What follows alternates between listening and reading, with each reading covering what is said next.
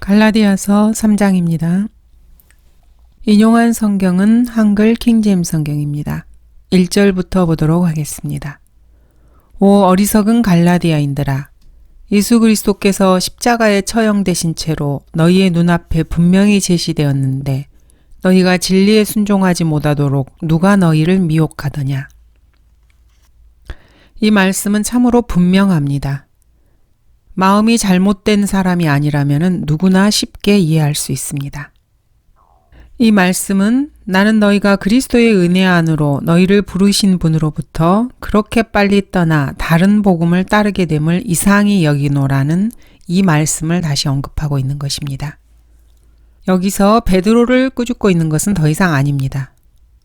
이 말씀의 핵심은 이렇습니다. 너희들은 참으로 바보처럼 행동을 하는구나. 도대체 누가 너희에게서 너희를 홀려 진리에서 돌이켜 지금처럼 행동하게 만들었는가? 너희는 그리스도께서 십자가의 죽으심에 대해 들었고 내가 전한 나의 설교를 온전히 이해했었다. 너희들이 볼 수 있게 생생하게 기록까지 했다. 또한 나 바울의 행동은 내가 방금 말했던 2장 20절을 증명하고 있다. 즉, 나 바울은 그리스도와 함께 십자가에 못 박혀 있지만은 그럼에도 살아있고, 그렇지만 그것은 나 바울이 사는 것이 아니고 그리스도께서 내 안에 사시는 것이다. 내가 이제 육신 안에서 사는 삶은 나를 사랑하시어 나를 위해 자신을 주신 하나님의 아들을 믿는 믿음으로 사는 것이다. 이것을 나는 나의 행동으로 증명했다. 그런데 어떻게 너희들은 그렇게 되었고 이 모든 온갖 행위들로 엉망진창이 되었느냐. 이런 말인 것입니다. 바울의 설교를 통해서 그리스도께서 십자가에 처형되신 채로 그들에게 제시되었습니다. 또한 바울 자신을 통해서도 십자가에 처형된 채로 제시되었습니다. 그런데도 갈라디아 사람들은 엉뚱하게 행위를 말하고 있는 것입니다. 이러한 분명한 진리를 놓쳐버린 사람들만이 죽은 정통주의 철학자들이 제시한 미끼에 걸려드는 것입니다. 너희가 진리에 순종하지 못하도록, 이 말씀이 1880년 이후 모든 새로 나온 역본들에서 삭제되었습니다. 그리고 개정자들은 이 말씀을 가로로 묶어서 처리해버렸습니다. 현대의 기독교라고 하는 것은 진리에 순종하는 것과는 사실 별 상관이 없습니다. 킹제임스 성경을 제껴두고 자기 자신이나 사람들을 그 우위에 두는 것이 이들의 특징입니다. 즉, 이 사람들은 진리에 순종하지 않는 사람들입니다. 그래서 진리에 순종하지 않는 사람들에게 이 갈라디아서 3장 1절, 오 어리석은 갈라디아 사람들아, 예수 그리스도께서 너희 가운데서 십자가에 못 박히신 채로 너희의 눈앞에 분명히 제시되었는데 너희가 진리에 순종하지 못하도록 누가 너희를 미혹하더냐. 이 구절의 단어들은 이렇게 불순종하는 사람들에게는 뜨거운 물을 개에게 뿌리는 것처럼 그들을 덮칠 뿐입니다. 사람들은 이러한 말씀들을, 이러한 단어들을 의심스럽다고 고래고래 소리 지르는 것입니다. 이러한 본문의 단어들은 다수 필사본에서 다 발견되는 단어들입니다. 사람들이, 특히 목사들이나 행위를 주장하는 사람들이 여기에 의심을 품는 이유는 신약에서 에우디가 손칼로 너무 많이 단어들을 잘라버렸기 때문입니다. 현대의 성경 개정자들은 성경을 훼손시키는 것이 믿을 만한 것이라고 생각을 합니다. 현대 기독교인들처럼 갈라디아인들은 진리에 순종하지 않았습니다. 하나님 앞에서 자신들에 의해 행위를 더해야 한다는 생각을 가지고 있었습니다. 즉, 그들은 하나님의 은혜를 저버렸던 것입니다. 그렇지만 한글 킹제임스 성경은 AD 51년에서 53년에 바울에게 주셨던 성령의 말씀들과 단어들을 우리를 위해서 보존하고 계십니다. 보수주의 학자들의 이러한 끈질긴 방해에도 불구하고 누구든지 이 성경을 통해서 하나님의 말씀을 쉽게 발견할 수 있습니다. 신학교 교수들의 생각을 보는 것이 아닙니다. 2절, 내가 너희에게 알고자 하는 것은 오직 이것이니 너희가 율법의 행위로 성령을 받았더냐 아니면 믿음을 들음으로써냐. 답은 오직 한 가지뿐입니다. 오순절날 그 답을 들었습니다.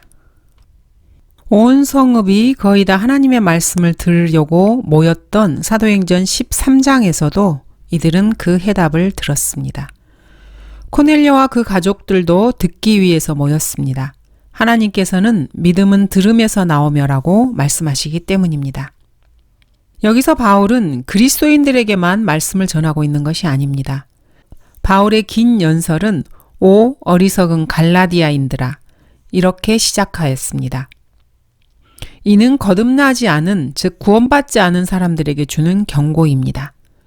너희는 성령이 있느냐? 그러면 어떻게 성령을 받았느냐? 너희가 율법의 행위로 성령을 받았다면 그것은 단지 너희의 생각일 뿐이다. 이렇게 말하는 것입니다. 보라, 나 바울이 너희에게 말하노니 만일 너희가 할례를 받으면 그리스도께서 너희에게 아무 유익이 되지 못하리라. 내가 할례 받은 모든 사람에게 다시 증거하노니 그는 온 율법을 행할 의무가 있는 자라.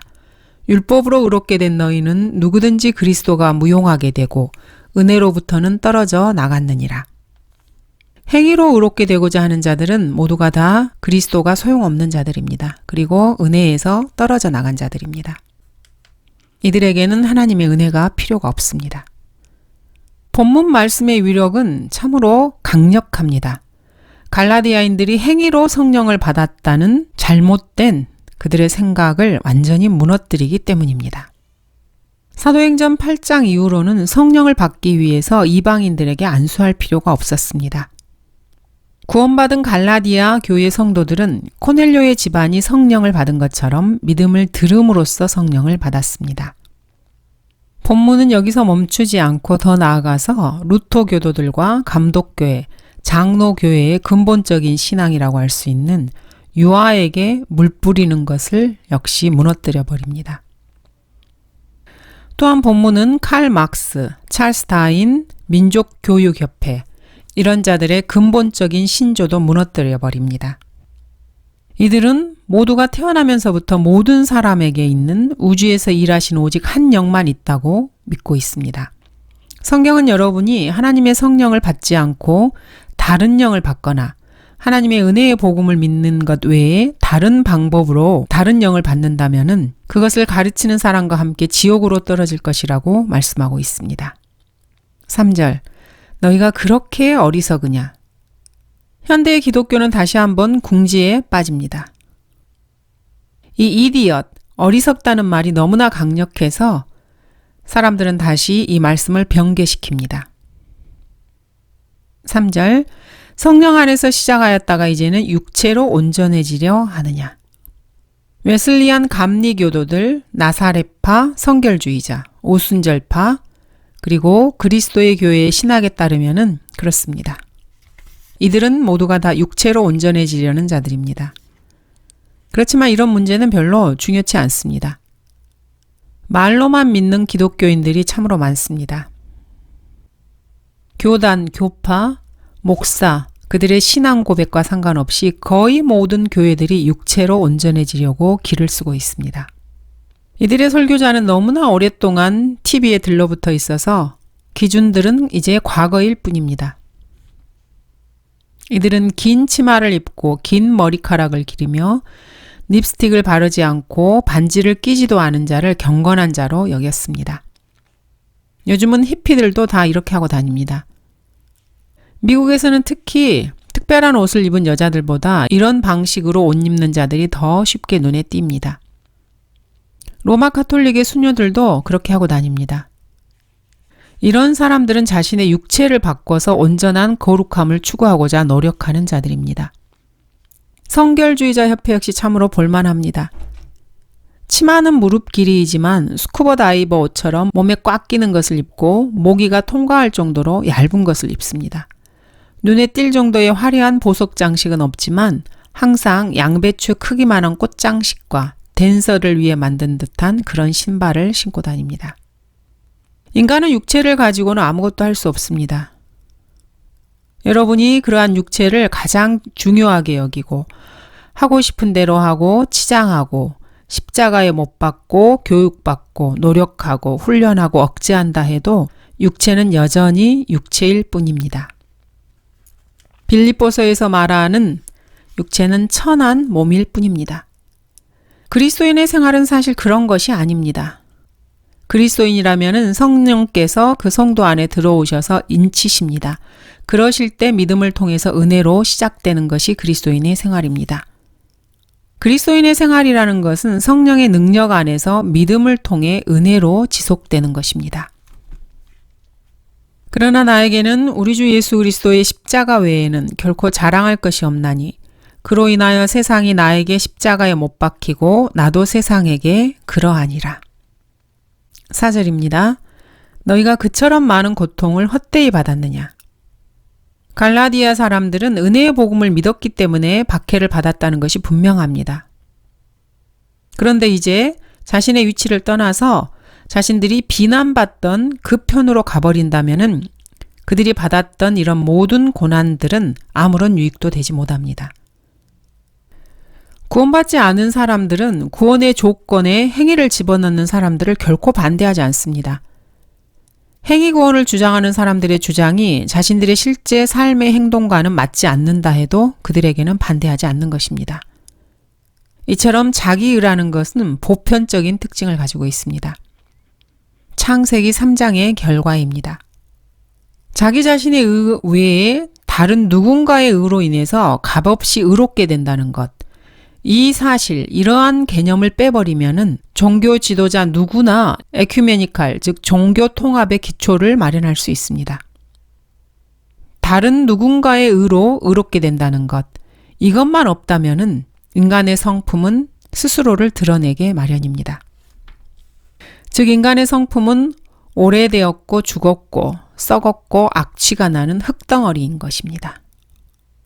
세상의 수많은 종교 신자들, 가톨릭 신자, 무신론자, 불교도, 불가지론자, 이슬람교도, 여호와의 증인, 안식교, 증산교도, 도교 신자, 이들이 스스로 의롭게 되는 방법에 대해서는 서로 간에 조금씩 이견이 있다 해도 이 모든 사람들은 스스로 의롭게 되기 위해서 무언가를 해야만 한다.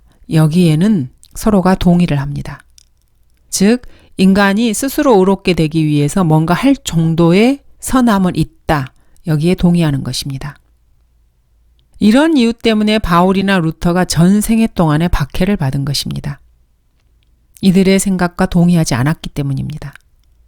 바울과 루터의 주장은 이렇습니다. 육신의 좋은 모양을 내고자 하는 자들이 억지로 너희를 할례받게 하는 것은 다만 그들이 그리스도의 십자가 때문에 박해받지 않으려는 것뿐이니라. 내가 이제 사람들에게 호감을 사랴 아니면 하나님께 사랴 아니면 내가 사람들을 기쁘게 하려고 하겠느냐 내가 아직도 사람들을 기쁘게 하려고 한다면 나는 그리스도의 종이 아니니라. 다시 한번 간략하게 설명하도록 하겠습니다. 첫 번째, 인간은 선하지 않습니다. 여러분은 선하지 않습니다. 여러분의 조상들도 선하지 않습니다. 두 번째, 여러분이 할 수 있는 최선의 일은 지옥으로 가는 것뿐입니다. 참으로 부정적인 말입니다. 세 번째, 여러분이 자신의 의보다 훨씬 뛰어난 의를 찾지 못하면 여러분은 마귀와 함께 불못에 던져질 만큼 그 정도의 선을 가지고 있을 뿐입니다. 네 번째, 계속해서 뭔가 선을 행하십시오. 지옥을 향한 길이 선한 의도들로 잘 닦여져 있을 것입니다. 다섯 번째, 최선을 다하십시오. 그러면 여러분은 음행자들, 거짓말하는 자들, 살인자들과 함께 영혼을 같이 보내게 될 것입니다. 여섯 번째, 여러분의 유일한 희망은 하나님께서 값없이 주시는 선물을 받아들이는 것입니다. 하나님께서는 여러분에게 그것을 팔지도 않으시고 여러분이 그것을 벌 수도 없습니다. 왜냐하면 인간은 하나님께서 제시하신 그 선물의 값을 결코 지불할 수도 갚을 수도 없기 때문입니다. 여러분이 이러한 사실을 전파하면은 사람들이 여러분을 어떻게 대하는지 한번 잘 지켜보십시오. 이것이 바로 로마서와 갈라디아서의 핵심입니다. 그렇지만 현대의 보수주의자들은 이러한 진리에 대해서 전전긍긍합니다. 오늘날 모든 속임수는 어떻게 공격을 피해서 자신의 수입이 줄어들지 않게 하는가 이것입니다. 이것이 바로 20세기의 배교한 지도자들이 예수 그리스도의 몸 안에서 교육을 담당하고 있는 이유입니다. 즉 자신들의 수입에만 관심이 있는 것입니다. 4절, 과연 그것이 헛된 것이더냐? 본문은 여러분이 두려움을 극복하고 올바른 위치로 돌아갈 기회가 아직 있다고 말씀하고 계십니다. 이와 비슷한 문장이 고린도전서 15장에도 나옵니다. 만일 너희가 내가 전한 복음을 굳게 잡고 헛되이 믿지 아니하였다면 복음을 통하여 너희도 구원받은 것이라. 믿음에는 헛된 믿음도 있습니다. 그 믿음이 마음으로 믿은 것이 아니라 머리로만 믿은 믿음이었기 때문입니다. 성경은 내가 내 입으로 주 예수를 시인하고 또 하나님께서 그를 죽은 자들로부터 살리신 것을 내 마음에 믿으면 구원을 받으리라. 이렇게 말씀하고 계십니다. 하나님께 감사드리는 것은 너희가 주의 종이었으나 너희에게 전하여 준 교리의 본을 마음으로부터 순종하여 머리로 믿는 것이 아니고 마음으로 순종하는 것입니다. 5절 그러면 너희에게 성령을 전해주고 너희 가운데서 기적들을 행하는 그가 율법의 행위로 하는 것이냐 아니면 믿음을 들음으로 하는 것이냐. 성경 개정가들과 주석가들은 본문에서 그를 하나님이라고 일반적으로 받아들이고 있습니다.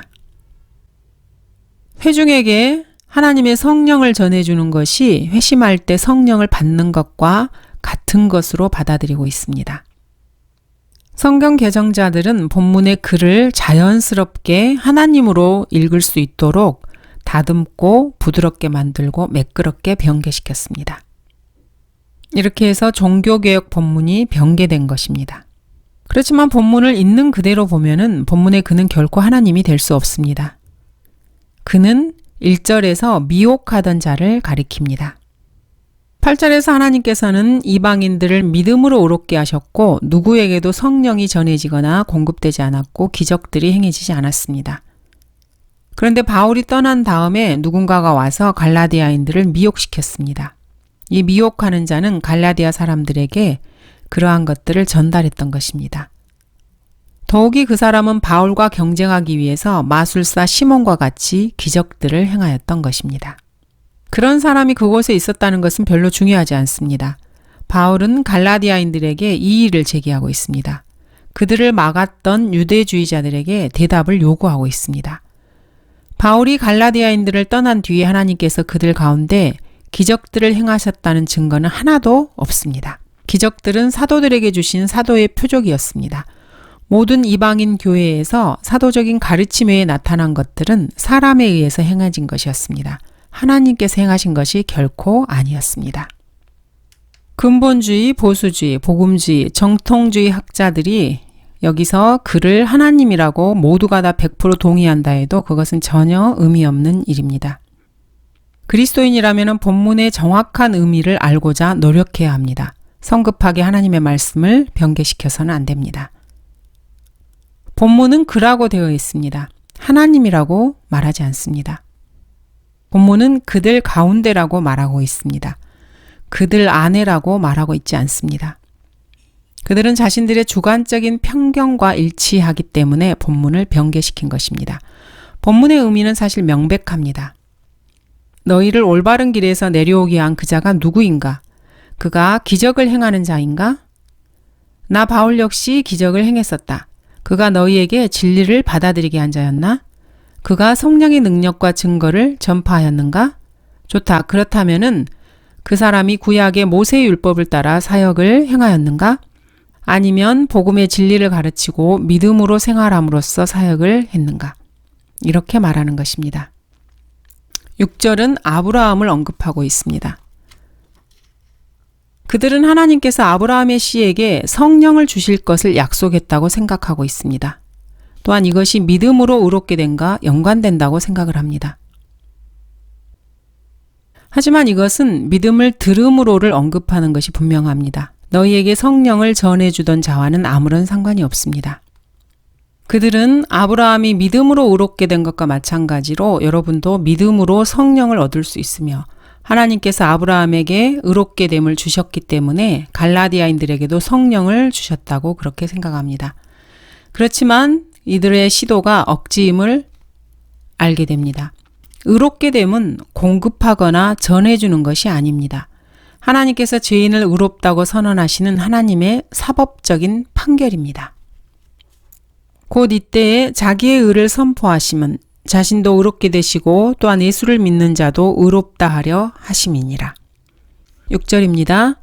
아브라함이 하나님을 믿으니 그것이 그에게 의로 여겨졌다 함과 같으니라. 아브라함에게는 결코 성령이 전해지지 않았습니다. 다윗, 모세, 아브라함 중에서 그 누구도 성령으로 거듭난 사람은 없습니다. 그들 중 누구도 하나님의 아들들이 아니었습니다. 아브라함이 받은 구원과 갈라디아 교회 회원들이 받은 구원이 일치하는 유일한 것은 믿음으로 의가 전가되었다는 점뿐입니다. 다른 부분에서는 모두가 다 다릅니다.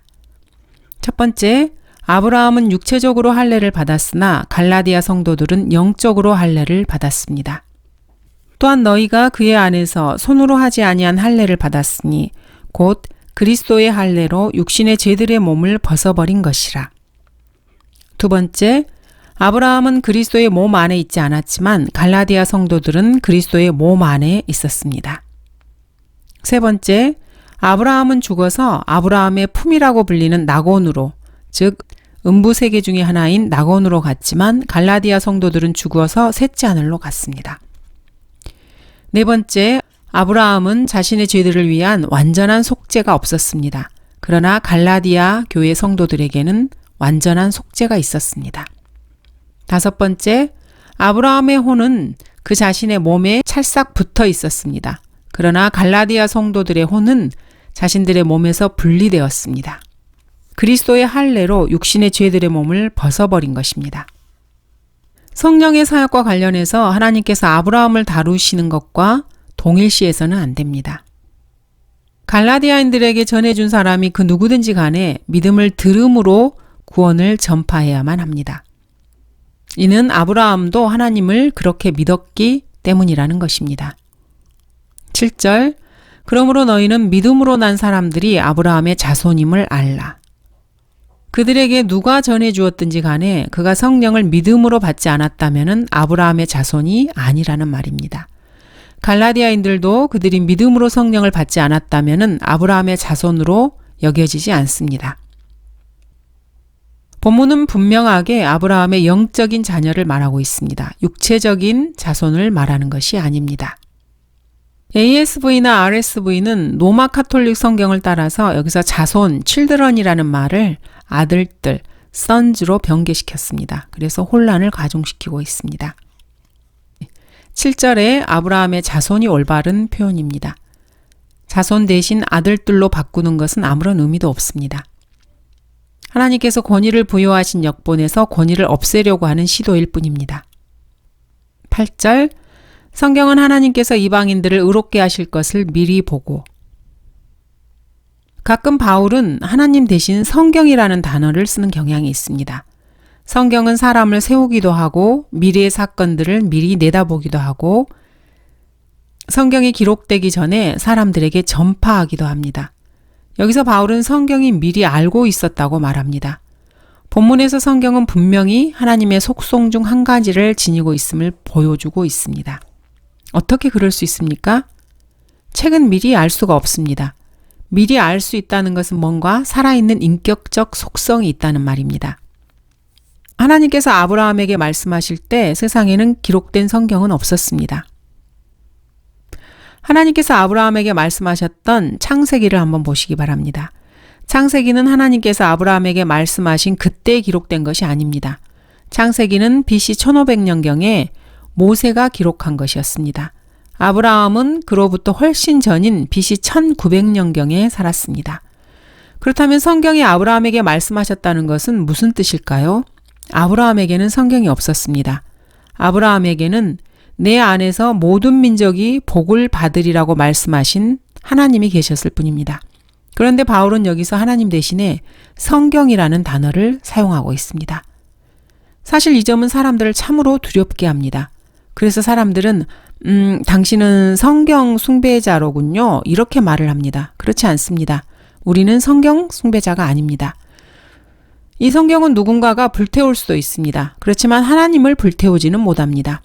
우리 모두 이 사실을 잘 알고 있습니다. 예수님께서는 친히 요한복음 4장 24절에서 하나님은 영이시니 그분께 경배드리는 자들은 영과 진리로 경배드려야 한다고 말씀하셨습니다. 지금 우리가 가지고 있는 이 성경책에 있는 잉크를 가득 쏟아서 이 책을 엉망으로 만들 수 있습니다. 지금 우리가 가지고 있는 이 성경책을 낙서를 할 수도 있고 뭔가 쏟아서 엉망으로 만들 수도 있습니다. 그렇지만 인간이 하나님을 그렇게 할 수는 없습니다. 성경대로 믿는 그리스도인은 이성을 가진 사람입니다. 이 성경책을 우상 섬기듯이 우상화하진 않습니다. 그러나 성경을 전능하신 하나님의 살아있는 말씀으로 존중한다는 의미에서 성경을 경배한다는 이 말은 어느 정도 타당하다고 할 수 있습니다. 학자들은 이런 식으로 번역되어 있는 것은 참 불행한 일이네요. 이렇게 다르게 하면은 오히려 이것이 더 나은 번역이 될 것 같은데 이렇게 말을 합니다. 하지만 바울이 그렇게 말한 적이 있는지, 야고보나 요한, 마태, 모세가 그렇게 말한 적이 있는지, 다윗이 그렇게 말한 적이 있는지, 아니면 예수님께서 그렇게 말한 적이 있는지 보시기 바랍니다. 그렇지 않다면은 왜 더 나은 번역이라고 하면서 최초의 원본에 대해 이야기하는 그런 사람들의 말에 귀를 기울입니까? 왜냐하면은 그러한 말들을 들으면은 인간 마음속 깊은 곳에서 자신이 성경을 판단하고 성경 위에 군림하려는 욕심이 드러나기 때문입니다. 인간에게는 그러한 욕심이 있기 때문입니다. 그래서 그러한 말이 그 사람 구미에 잘 맞는 것입니다. 로마서 9장 17절을 보도록 하겠습니다. 성경이 파라오에게 말하기를 이 목적을 위하여 내가 너를 세웠으니. 성경이 파라오에게 말했다고 기록되어 있습니다.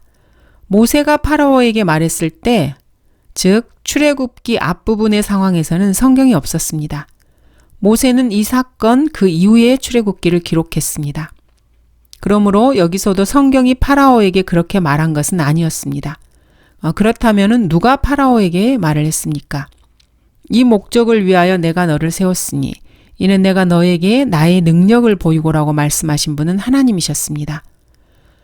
바울이 부주의에서 하나님 대신에 성경이라는 단어를 사용했다고 생각하십니까?